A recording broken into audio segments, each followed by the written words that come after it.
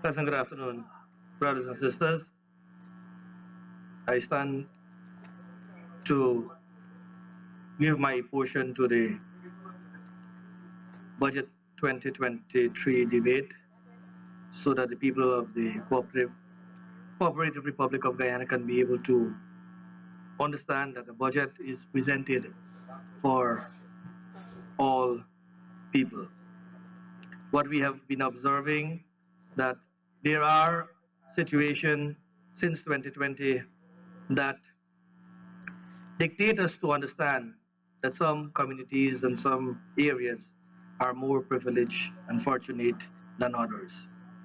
Mr. Speaker, I wish to extend Happy New Year greetings to all the members of this Honorable House and hope that 2023 we can be able to foster the cooperation and cause us to continue to represent our Guyanese people at all levels.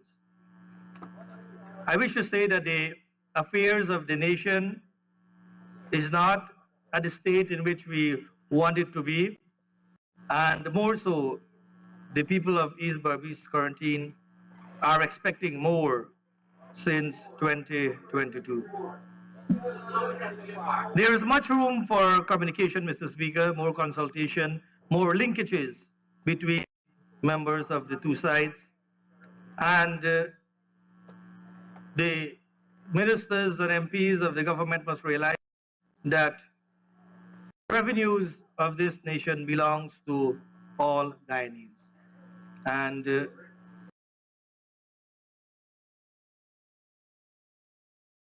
hope that that can be taken into consideration when infrastructure work and all services are being provided to the people of the cooperative.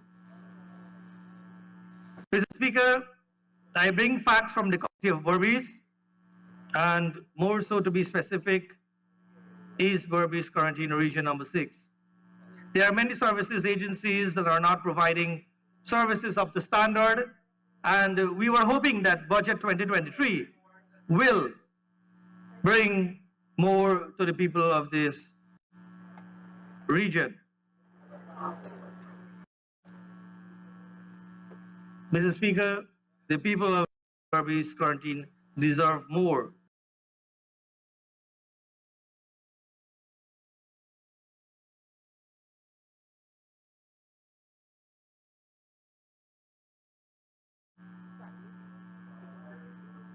Ministers and MPs from the government side have been repeating the 7,000, the 7,000, the 7,000. But I want to recall, and I want to set for the records that we must not be biased in our deliberation, and we must acknowledge the fact that 2015 to 2020, indeed, we had a lot of growth and development. It seems as if though the 7,000 sugar worker is the only story that came speaker after speaker from members of the opposite side. I wish to recall, Mr. Speaker, that as a child growing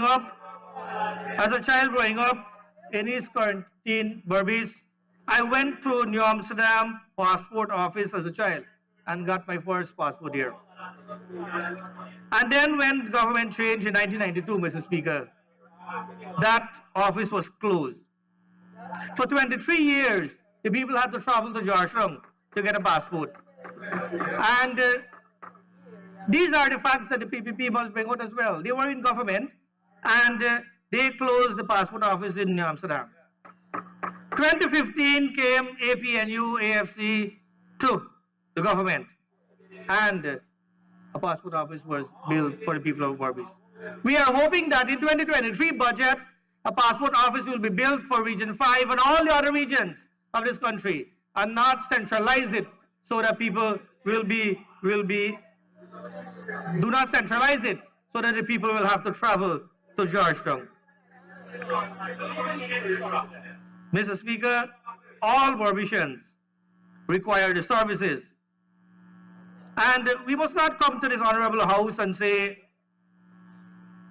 2020 to 2023, PPP doing this and PPP doing that and PPP doing that. We need to get the facts right, Mr. Speaker. And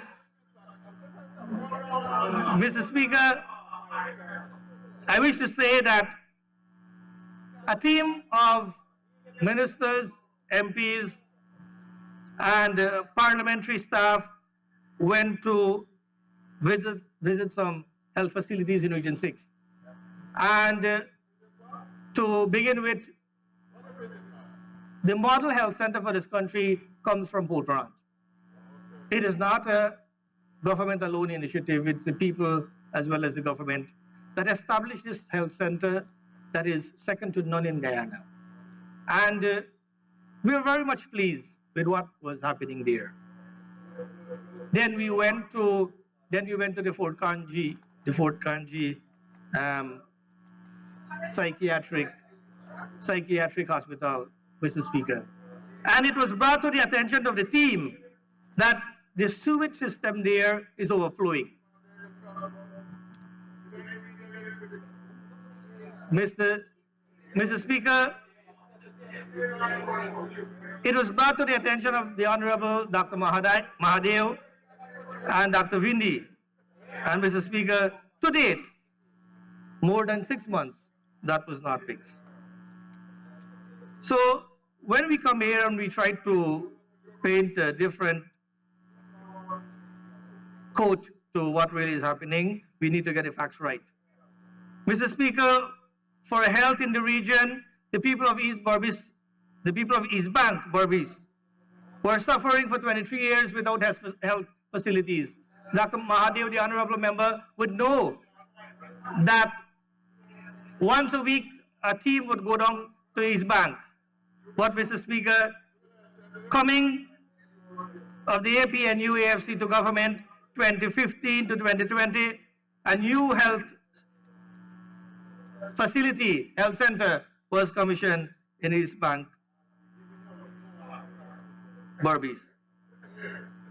Mr. Speaker, the dilapidated building of Central Police Station, Albion Police Station, Wim Police Station, all these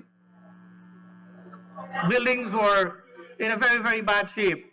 23 years, Mr. Speaker, no work was done.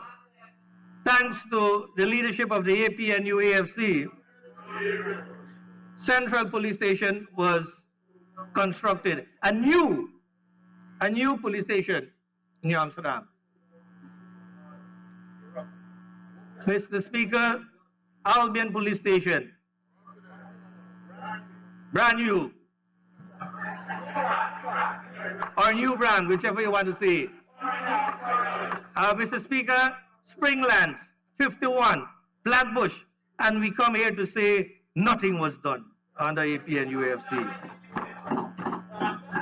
Mr. Speaker, we know that it is not in the PPP manifesto to provide free transportation for our children. And 23 years, our school children had to pay public transportation. Parents have to bear the cost. APNU AFC came on board in 2015 and started to provide free transportation for region number 6. There is a lot of comments, Mr. Speaker, about the quality of the bus and the made of the bus and the age of the bus. But these are free buses. We did not put our hands in our pocket and buy it, Mr. Speaker. These are donations that coming to the people. And it was providing a huge service to the poor people of region number 6. Yes, we agree, it had mechanical issues and maintenance costs. Who's there? Always work, man. I'm in region 6. You're not living there in region 6. I know. Yes. So, Mr. Speaker,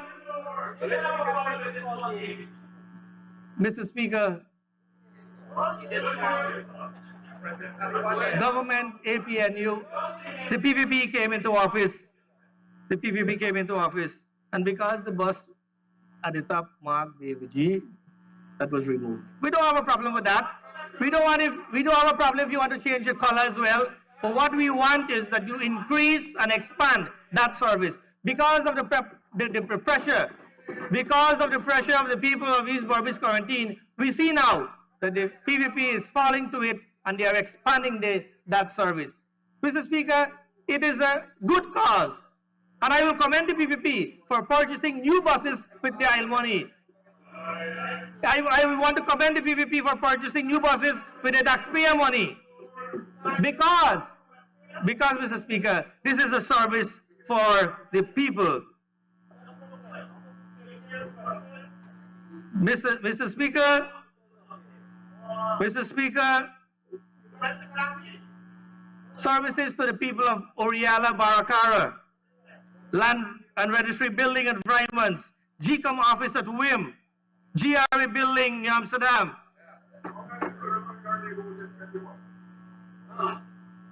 A lot from Bloomfield, let's catch a bus though. A lot from Bloomfield, let's catch a bus. Where Mr. Honorable Minister is from. Mr. Speaker, when we come here and talk about the AP and UAFC did not do anything for 2015 to 2020, we must remind ourselves about the piracy situation that we had in the quarantine. Who worked and reduced that? AP and UAFC. Thanks to the Honorable former Minister Ramjatan. Mr. Speaker, that was just to name a few, basically to highlight the records that indeed AP and UAFC deliver service to the people, and if given the opportunity, would have expanded on same. I'll give you the opportunity to get 5 minutes, Honorable Member, with an extension. Thank you. Thank you, Comrade Speaker. I move that the Honourable Member be given 5 minutes to conclude. Thank you, Honourable Chief Whip. Honourable Member, you may continue in 5 minutes to conclude. Thank you very much, Mr. Speaker. As it relates to education, Mr. Speaker, we know that the services of the buses are very much important. The regional administration withdrawing 60-seater and replacing them with 30-seater. We know that the mathematics is a bit difficult, but we want to say to the Honorable House, if you are pulling out a 60-seater, then you must replace it with 2 30-seater or a 60-seater, so that we will be able to ensure that the children get to go to school. The 30 children that are being discriminated against now, Mr. Speaker, when we come here and say that we are giving 35 plus 5, 40,000 to them, let us do the maths. A child traveling from Skellen to New Amsterdam pays about $2,000 a day. That's $10,000 a week. That's $390,000 per academic year. And you are giving them 40,000 to say, hey, take that. You know? Mr. Speaker, I am asking here as a representative of East Berbice, the bus traveling and transporting our children from Skellen to New Amsterdam. And then we will support the budget, Mr. Speaker. Mr. Speaker, we have introduced nursery education since the 1970s. Yes, we, the PNC, not you. We have introduced nursery education since the 1970s. And to date, Mr. Speaker, we have not put effort to make it compulsory. I am asking the Honorable House members from both sides to ensure that we put systems in place so that nursery education becomes compulsory. That is one. And number two, we are still operating with the ancient law as it relates to the Education Act. I am proposing, Mr. Speaker, that the Education Act the current Education Act holds it at 14 years, 9 months, which ends compulsory education. From that time, Mr. Speaker, 14 years, 9 months, cause our children to drop out of school. I am pleading with the Honorable Minister and members of this House that we need to dialogue so that we can be in it. The 3901 to cause our children to be in school until the age of 16 so that they can have a proper secondary education. There is a gap between grade 6 results, achievement, and grade 11, which is CXC. The amount of children that are graduating from nurseries, from primary school, are not matching up to the numbers graduating from secondary school. So we are seeing there, Honorable Speaker, that there is a gap. Our children are falling through the crack. That is why we need to ensure that proper policies are put in place so that we can be able to ensure that our children have the proper education. Mr. Speaker, in closing, I want to bring a very sensitive issue to the House. A child in Blackbush Polder, born handicapped, is on the public assistance list.